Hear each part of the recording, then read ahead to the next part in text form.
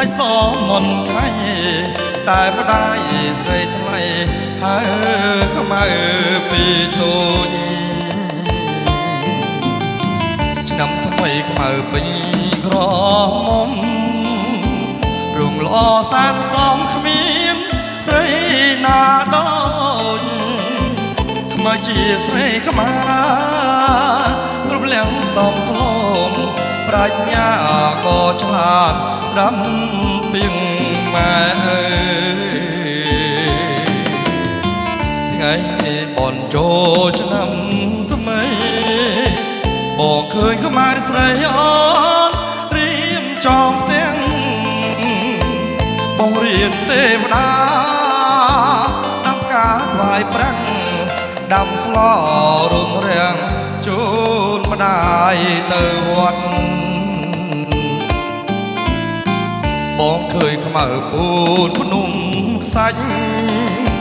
រំអូនដាំបានបងទាំងស្រងព្រេងជួនញៀនឃើញបងញញឹមខ្សែស្រង់អូនខ្មៅតែឈ្មោះសាច់សដូចសំលេង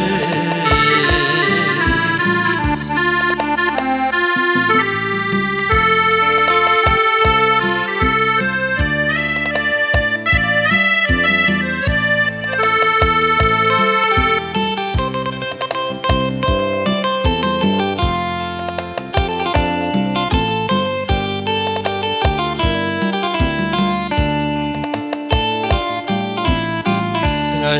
បនចូលឆ្នាំថ្មីបងឃើញខ្មៅស្រីអូនរៀមចំទាំងបងរៀនទេវតាដាំការថ្វាយប្រាំងដាំស្លរោមរាំងជូ